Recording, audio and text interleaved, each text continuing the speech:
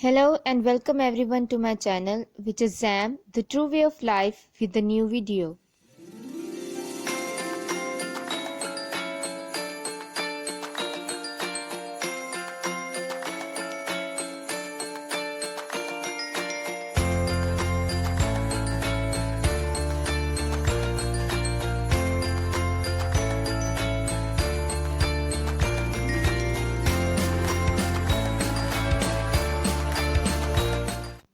इससे पहले कि हम खुदा के कलाम का आगाज़ करें, आइए हम सब अपने सरों को झुकाएंगे और दुआ करेंगे। खुदा बाप, हम सब तेरे शुक्रगुजार हैं क्योंकि तू ही तारीफ़, तमजीद और शुक्र के लायक है। तुम सबके साथ साथ रहता है।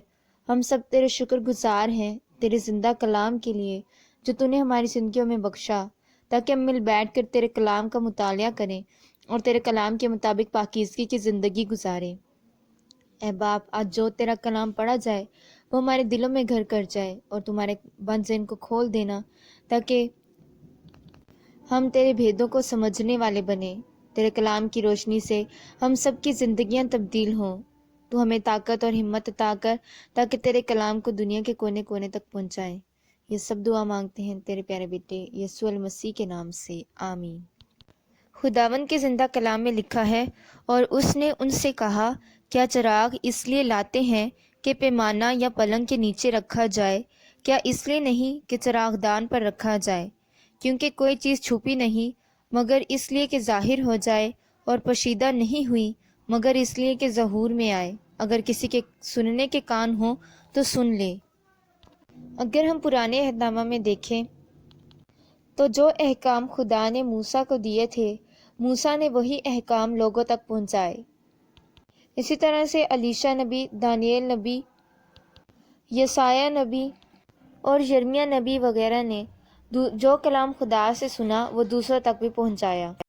और नए अहदनामा में भी जब यीशु मसीह इस दुनिया में आए तो उन्होंने खुदा का कलाम दूसरों तक पहुँचाया। और ना सिर्फ रास्तबाजों ने खुदा का कलाम सुना, बल्कि खुदावन यीशु मसीह ने गुनहगारों को भी तालीम दी ताकि वो सब भी यीशु मसीह के वसीला से नजात पाएं। इसी तरह से यीशु मसीह के शागिर्दों ने भी जब यीशु मसीह आसमान पर उठा लिए गए तो खुदा का कलाम दूसरों तक पहुंचाया और रूहुल कुद्दस की रहनुमाई से उन सब लोगों पर खुदा के भेदों को जाहिर किया ताकि वो सब भी नजात पाएं।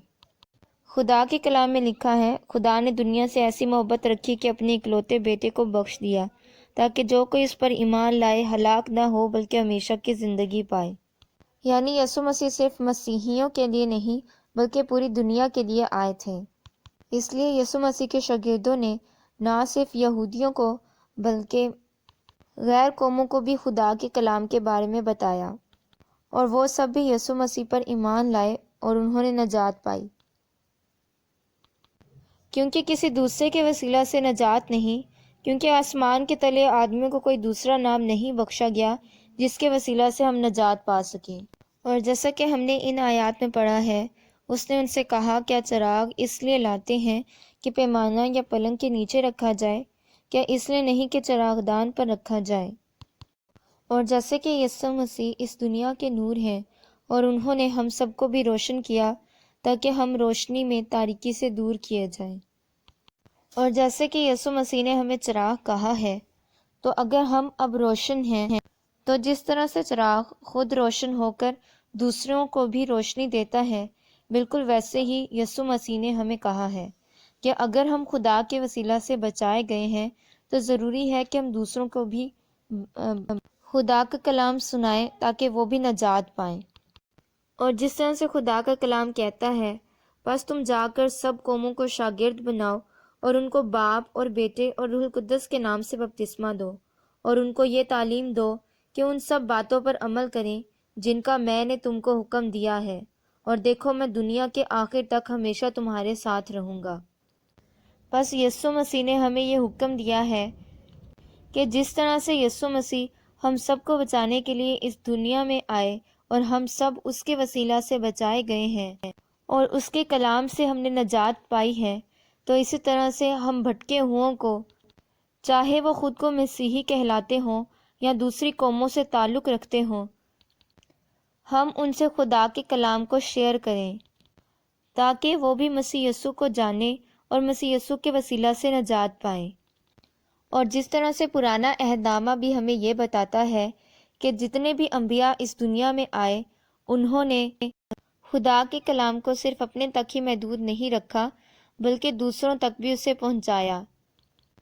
بالکل اسی طرح سے یوحنا بپتسمہ دینے والے نے بھی، جو کہ بیابان میں پکارنے والے کی آواز تھی، خدا کے کلام کو اور خدا کی بادشاہی کو دوسروں تک پہنچایا۔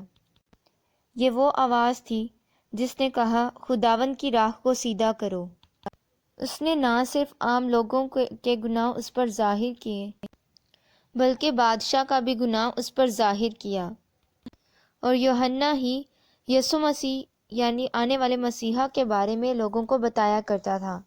خدا کے کلام میں لکھا ہے، یہ وہی ہے جس کی بابت میں نے کہا تھا کہ ایک شخص میرے بعد آتا ہے جو مجھ سے مقدم ٹھہرا ہے کیونکہ وہ مجھ سے پہلے تھا، اور میں تو اسے پہچانتا نہ تھا، مگر اس لیے پانی سے بپتسمہ دیتا ہوا آیا کہ وہ اسرائیل پر ظاہر ہو جائے۔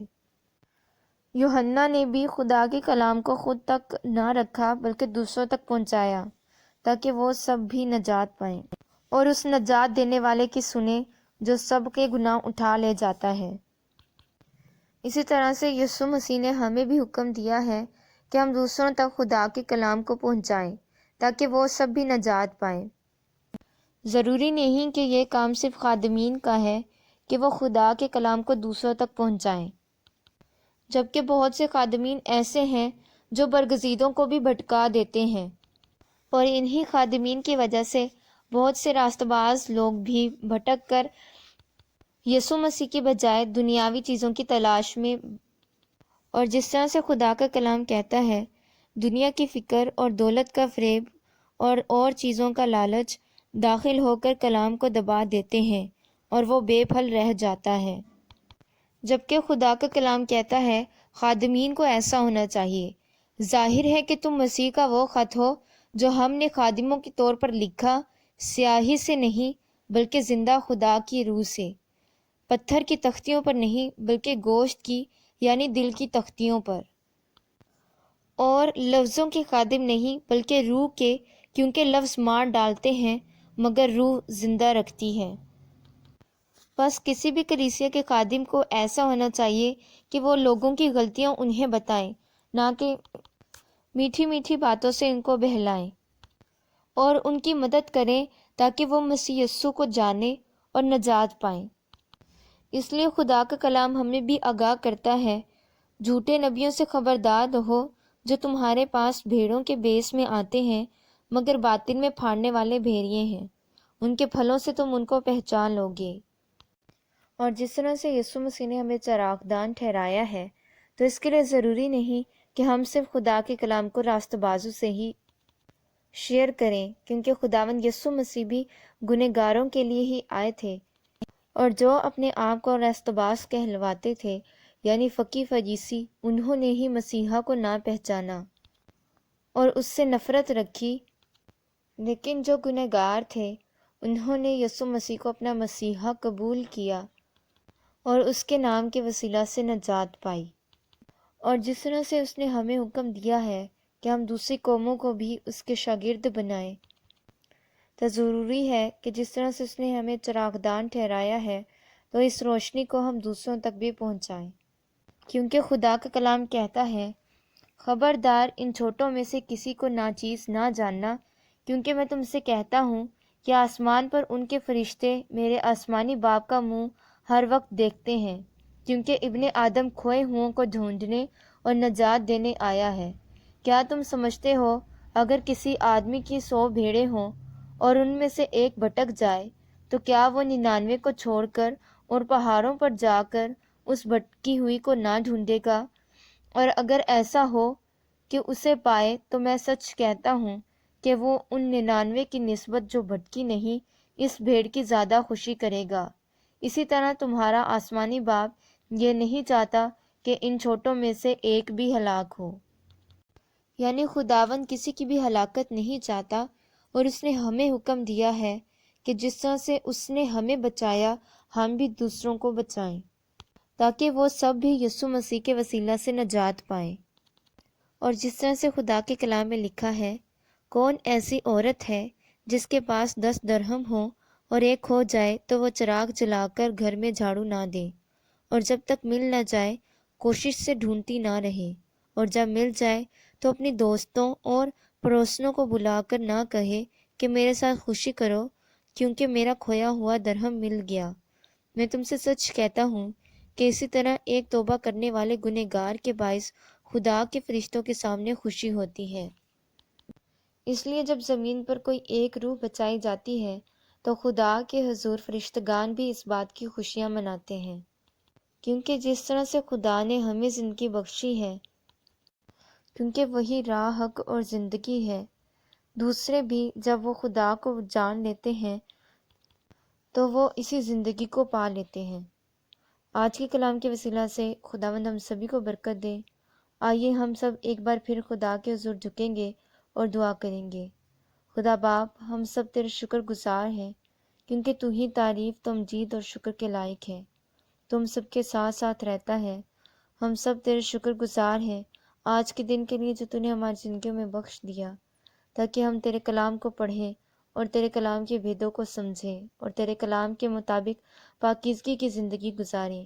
اے باپ، ہم اپنے آپ کو تیرے ہاتھوں میں سونپتے ہیں، تو ہمیں اپنے مطابق چلانا، تو ہمارے منہ پر اپنے نگہبان ٹھہرانا، تاکہ ہم جو بھی بولیں تیری ہی مرضی کے مطابق بولیں، ہماری زندگیوں میں تیری ہی مدد، تیری ہی مرضی شامل ہو۔